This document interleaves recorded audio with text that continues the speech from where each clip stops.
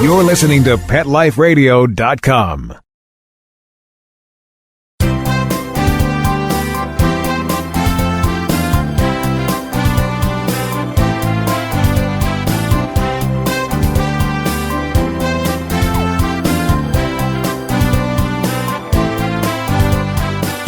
Well, hello, everyone, and welcome to our show. You're talking to Dr. Jeff Werber, and I am your host for the next half hour as we're talking pets at Ask the Vets with Dr. Jeff here on Pet Life Radio.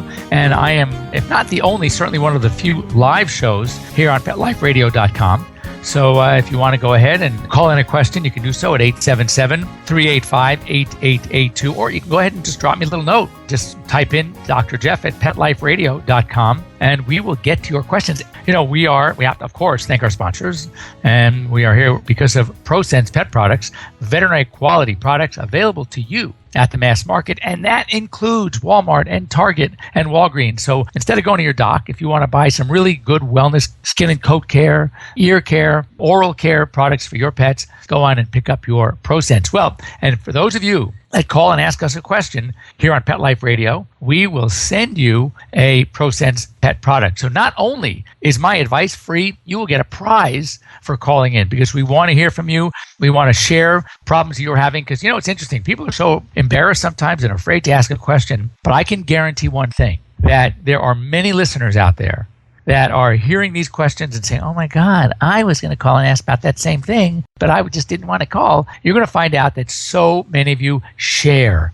the same questions, the same problems. So I think this can help for everyone. As a matter of fact, we got an email from Kate. Kate is moving from Northern Virginia to New Mexico, and she has a cat named Super Mario, as in Mario, Super Mario Brothers, but she just calls him Mario. And Mario is not a very good traveler.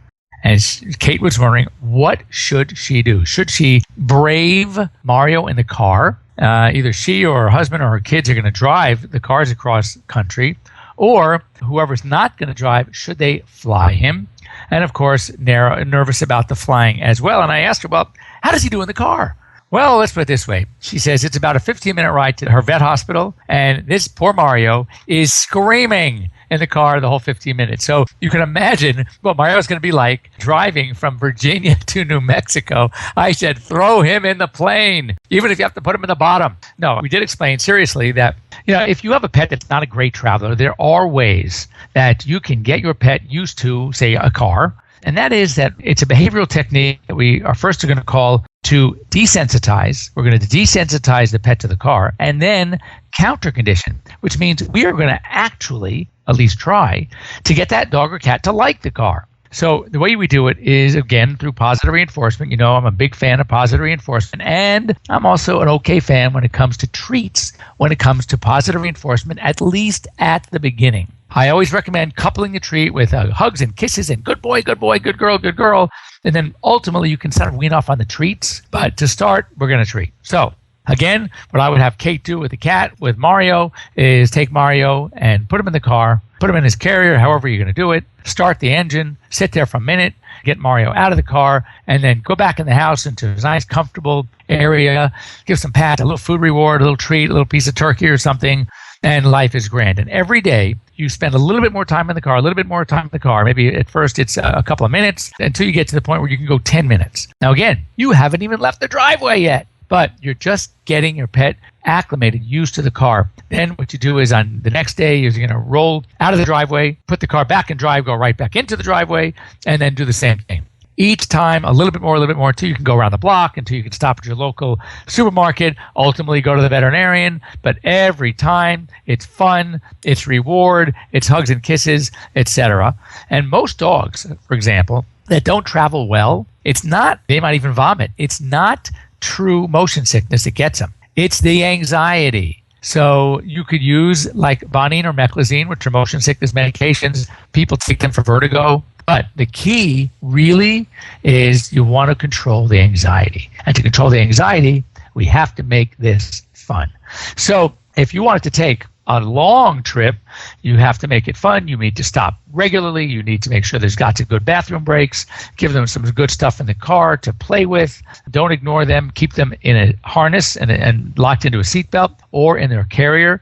Or if you have like an SUV, you can get one of those like those gates that you put behind the back seat, so they're somewhat under control. And I would actually hook their leash up to something. You want them to still have some control. You don't want them running all over the car. And remember that dogs love to stick their heads out of open windows in the car, which is fine to a degree as long as they're tied up on the inside, as long as they're attached. But remember that there is something called exposure keratitis. Exposure keratitis is where the wind, those dust particles hitting the eyeballs at 80, 90 miles an hour, well, don't go 90, go 65 to 75 miles an hour, much more like it, can cause some irritation in the corneas. So be aware. And if you want, maybe put a little, like an artificial tear ointment or some sort of lubricating protective gel into the eyes before you put them in the car and let them stick their heads out the window. They also, I saw, I'm not involved, I'm not necessarily endorsing them, letting you know that I saw them called doggles, which are doggy goggles. And I've seen lots of pictures of dogs, with their sort of their ascot tied around their neck and their goggles on, and they're sticking their heads out the window. So those can be protective as well. Now, the other advice I gave to Kate was, for Mario, is if you have a really long trip, it's going to be just brutal for you and for the dog. If you can fly, where you can take the pet in the cabin with you. I'm not a huge fan of flying animals below. Sometimes you have to. Generally, by and large, it's safe. You hear, of course, the horror stories. You go online, you're going to hear the ones that died underneath. The luggage compartment wasn't temperature controlled, wasn't pressurized, whatever. Yes, those terrible things do happen, but that is a major minority. People fly their pets every single day. I've seen it. I've been at the airport when people are collecting their pets, and they do just fine. So there are some things you have to worry about. If you have a short trip, 4, 5, 6 hours, like you're going from Southern California to Northern California, take your pet in the car. But if you have a cross-country trip, I don't know which is going to be more difficult, more challenging, more nerve-wracking, the knowledge of them being below or driving with them in a car. Now, when it comes to pets, however, that are under the weight limit that is allowed in the airplane, then go for it. And you can get one of those very safe airline carriers. There's a number of brands out there. So many of them are now airline approved. You just have to know that you have to put them in the plane with you. You put them under the seat in front of you, like a carry-on piece of luggage. You are not going to put them in the overhead compartment. You are not going to check them through the X-ray machine. You have to take the pet out of the carrier. I know this sounds funny. I know you're thinking, oh, really? People are really going to put them through? And the answer is sadly, yes. So you are allowed to take them out of the carrier. And as you walk through that line, you can have them in your arms. And then you put them back in the carrier. So the carrier has to go through the belt, but not the pet inside the carrier. And as far as tranquilization, talk to your veterinarian. There are a lot of natural calming type formulas available that are great. They work very well. You can also think about some sort of tranquilizer. I'm not a big fan, but they're available. Again, you want to speak with your veterinarian, make sure your pet tolerates. And what I would do, if you're going to use one of these medications, do yourself a favor and do maybe a dry run, maybe a couple of days before travel. Give the smallest dose possible and see if it works. Because sometimes that's all you need. Just enough to get them started, to get them into the carrier, to get them on the plane or get them in the car. Once they're in there, they're kind of acclimated. They see, okay, there's really no reason to freak out. I got mom and dad with me or whatever. Then you can stop right there.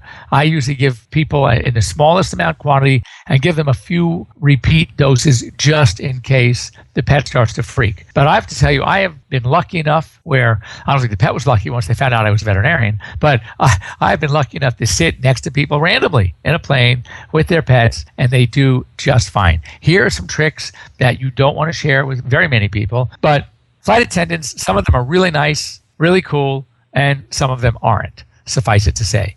So what I've often told people to do is this. After you hit the 10,000 feet or whatever it is and everybody relaxes, the seatbelt sign goes off, you can take the carrier and put it on your lap. Then take your jacket or blanket and put it over your carrier. Then zipper up the front panel, and you can keep that open and stick your hand in the carrier and pet and hug your dog or your cat, whatever the case may be. And that's sort of, they love that. One thing, because this did happen to one of my clients, it turned out to be very, very embarrassing. And here's what happened.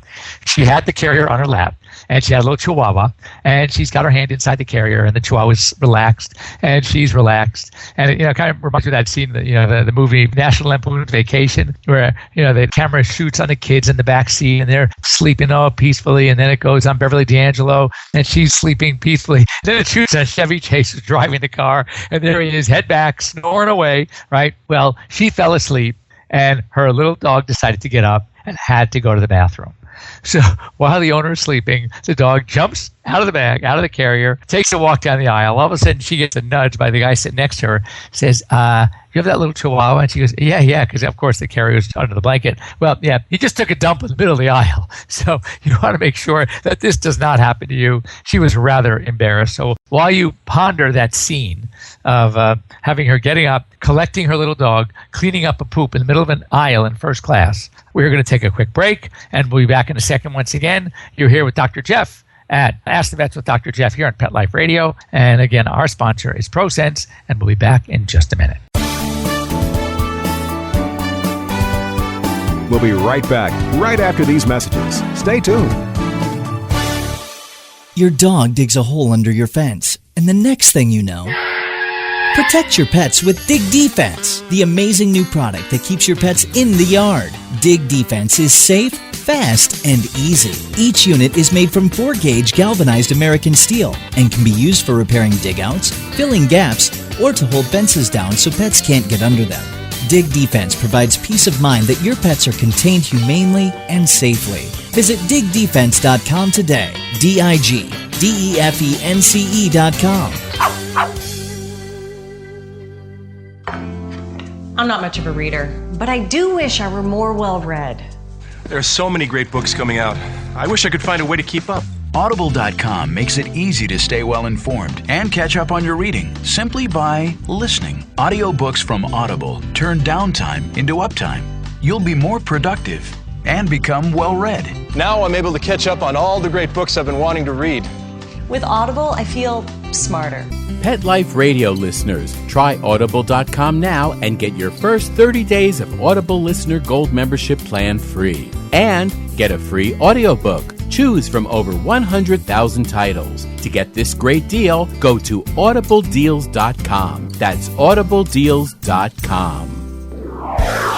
Pets can be a wonderful addition to your life because they're a member of the family. Keeping them healthy and happy is important.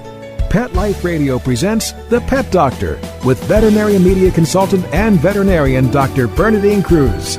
Whether you have a dog, cat, reptile, or rabbit, you'll find answers for your pets straight from the vets. The Pet Doctor, on demand every week, only on PetLifeRadio.com.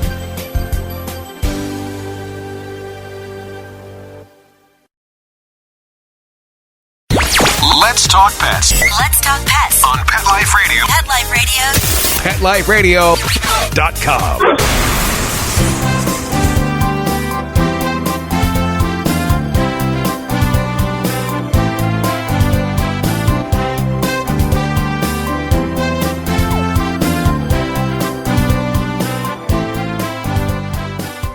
So welcome back. You're here with Dr. Jeff Werber, and you are on Ask the Vets with Dr. Jeff here on Pet Life Radio. We are, I guess, one of the only, if not the only call-in show, live call-in show here on Pet Life Radio. I am your host for, oh my God, the time goes so fast. We got about another 15 minutes. And once again, want to hear from you. We are live. You can call us at 877-385-8882. You can email me at drjeff@petliferadio.com. We want to hear from you. It's a call-in radio show. That means we need to call in. And we will actually not just calling in, not just get your question answered. We will send to you some free ProSense pet product. You have to let us know what kind of pet you have, was it a dog or a cat, age, and we will send you out an appropriate product that your pet will benefit and that will make you benefit. Because let's face it, you keep them happy, they're going to keep you happy. So anyway, we're just talking about in the first half of the show how Kate was taking her little cat, or not so little cat, Mario, cross country. We talked about the benefits of the car drive versus the airplane travel. So, anytime you're thinking of traveling with your pet, check with your veterinarian. There are so many things to think about. And as I've often mentioned before on our show, is make sure, however you're going and wherever you're going, that if it is going to be with family, I'm assuming you're not moving to your new home, is the case with Kate, but you are traveling because you're going on vacation, that if you're going to go to a hotel, if you're going to go to a campground, if you are going to go to a friend or relative's home, make sure they know your pet is coming. Make sure hotels know the particulars, because a lot of them on their advertising, on the web page, will say pet friendly until you show up with a 180-pound Great Dane. So it's very important to know, are there limitations to size, to how many nights they'll allow a pet, where in the hotel. You might have a whole separate area that you don't want to stay in that area. So it's very important to check out. I just came from I was in Kansas City at the Central Veterinary Conference, which was fantastic, and staying at one of the Sheraton hotels called the Crown Center. And anyway, it was great hotel.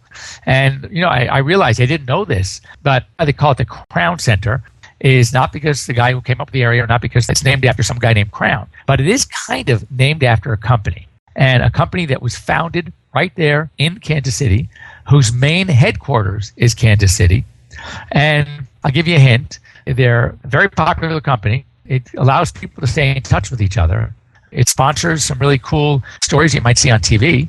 And guesses? Well, it's Hallmark, the greeting card company. If you look at the Hallmark logo, it's got that crown on top. So they have the big Hallmark main offices are right there in this area that they've called the Crown Center.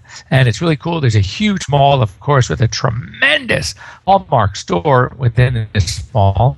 Hallmark main offices are right there across the street, and it also connects the couple of hotels like the Crown Center Sheraton, the Crown Center Westin. It's a really terrific area, and it's so close to the convention center, the Power and Light District. Anyway, I was just amazed how many dogs were in the hotel. And, again, not that I'm so surprised. Being at a veterinary conference, I'm going to see a lot of dogs, but even at the Sheraton, there were and good-sized dogs too. And I think by the way, just as a helpful hint to anyone who is planning on traveling, please be responsible. Make sure your dogs are good. Make sure they don't screw up a room. Clean up after them properly. Take them out frequently. Make sure they don't bark, because we are so thrilled that there are so many pet-friendly hotels, and I'm talking major chains of pet-friendly hotels, like the Sheraton, for example, that we don't want to ruin it for everybody else. We want to keep them, kind of liking when people come with their pets. It certainly opens up some avenues for them. It increases their visitors. That many people like to travel with their pets. So let's not blow it for everybody else. Anyway, we are literally days away from Labor Day, if you can believe it. Back to school time. So if there are any last-minute errands that you need to do with your pets, now's the time to do it. I know a lot of moms out there. I'm amazed how many schools are already back in session. And I'm not talking colleges. Colleges start they're starting out in the middle of late August because they want to be out by Memorial Day. And I couldn't believe it. When I was in school, I was on the quarter system. So we started late. But, man, I hated getting out in middle to late June when I have so many friends that are, by Memorial Day were already out of school. My kids went to a semester school. And it was great. They loved it. They started early, but they were done early, and I think that's really cool. But if you have any errands to do, anything to do with your pets, I always say that for some reason we seem to see pets more during the summer and even the spring. And right now, this is a bad time of year because everyone's so preoccupied with doing the kids shopping and getting everything ready for school. And in the morning, you're making the lunches and you're taking the kids to school and whatever, that the pets take a back seat. So, don't let them take a back seat. We're getting really close to the holiday season. We are going to have ample opportunity to talk about the holidays because I'm telling you, there is a lot to talk about. And it starts around the corner. It starts end of October with Halloween. We have a lot to talk about. I'm not going to bore you now, and I know that you're going to forget anything I tell you anyway. So I'm going to wait till we get a little closer. But we're going to have a lot to talk about between Halloween, Thanksgiving, and of course, Hanukkah and Christmas and New Year's. So we're going to get you very, very well prepared for that time of year. Just on a side note, I have been doing a lot of stuff. I'm going to be shooting a segment, hopefully sooner than later, for Inside Edition. One of the things I do a lot in my practice is plastic surgery. And for some reason, that's just caught the interest of a lot of the TV shows. I'm doing a segment on some life-saving tips for your pets on our local ABC affiliate here in Los Angeles, KBC7. We're shooting that tomorrow. And then for CBS KCAL, I'm doing a segment on plastic surgery.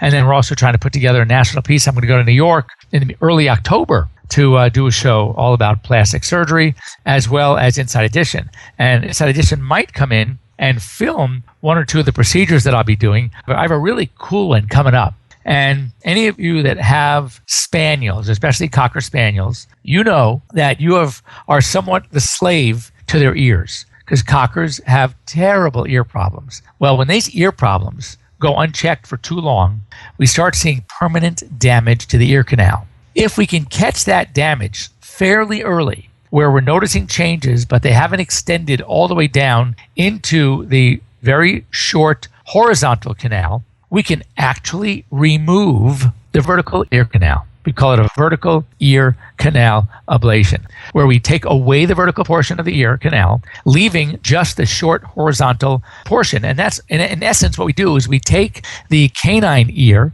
and turn it into a human ear. Now, our ears have an earlobe, and then obviously the opening to the canal, and it's a fairly short horizontal canal, goes straight in, which is why, of course, I'm sure you've been told the doctors don't like you taking Q-tips to your ears because you actually can cause some damage if you're not careful. Dogs have a much different ear canal. They have a fairly relatively long vertical canal that then makes a turn inside into the head, into the short horizontal canal, and ultimately into what we call the tympanum, which is the eardrum. When that vertical canal starts getting thickened, loses its elasticity, prone to infection and inflammation, too often it is very uncomfortable for dogs. And so we often go ahead and we can remove the vertical canal, which is what I'll be doing on a Cocker Spaniel next week. Now, if we don't do the surgery and wait too long, then the disease is going to progress to the entire canal. And then the treatment of choice is what's called a TICA, a total ear canal ablation. And unfortunately, with this surgery, most dogs are left totally hearing impaired or deaf because we've taken away their entire ear canal, etc. And this is really, really a tough surgery on them. And though, I've heard many stories that dogs that have had TICAs, when their hair is now covered over that portion of the body that used to have the ear canal, that sometimes acts as some sort of a vibrating membrane, if you will. Obviously, not as sensitive as the very thin eardrum, but it does an amazing job in transmitting the vibrations to stimulate the nerves that convert the vibrations into sound in the brain. And there are owners that have sworn to me that even after a total ear canal ablation, their pets can still hear loud sounds, big vibrations, high streak pitches, etc., whistles. So I think that's pretty amazing. But if you have these dogs that are having chronic ear problems, very important to get to them sooner than later. Try to just do some really great routine care at home to avoid any surgery. And we have some great ProSense products for that. We have a great ear cleaner, for example. But if you miss that boat, or if the problem is really bad, at the very least, try to get to your veterinarian to have that surgery done before it becomes a total canal ablation. And you want to take care of it when it's just a vertical ear canal ablation. And that's what we call a VICA, vertical ear canal ablation. And I know that, don't think this only happens in Cockers. I mean, I have, as many of you know by now, by listening in, I have 5 dogs at home. 3 of them are Labradors. One is actually a Labradoodle because he's mixed with a standard poodle, but he's got the ear issues. And my 2 Labradors, which love to swim, I'm continually battling their ears. And the Doodle, by the way, has one added problem that makes ear care very challenging, and that is the hair that grows inside the ear in the canal, and that too creates a problem. So we're continually cleaning those ears, plucking the hair out of the ears, etc. So we need to make sure that these are things that don't create problems for you. So you got a lot today. You got the traveling with your pets, how to get them to acclimate to cars, to planes, the importance of planning, the importance of identification. And if I didn't mention, I'll mention again that anytime you're traveling with a pet, be it plane, be it air, your pet should have this anyway. But especially when you're traveling, ID in the form of a microchip and in the form of an ID tag. And many veterinarians will also give your clients little cards, it looks like a little business, a credit card that has a number with all of your pet's information on it. So in case the pet is lost or you go someplace and they want to know when your pet's last vaccines were, you can pull out this card and have all the information, or at least very quick access to your veterinarian's phone number and get the information. And then, of course, we talked about the reconstructive surgery that I'll be doing soon. And I will let you know if you want to follow me on Twitter, which is at Dr. Werber, or on my Facebook page, look for Dr. Jeff Werber, and I will be able to give you a lot of information about where I'm going to be, where you can see me, and which shows you can watch to find a lot of information that hopefully you will find very helpful as well.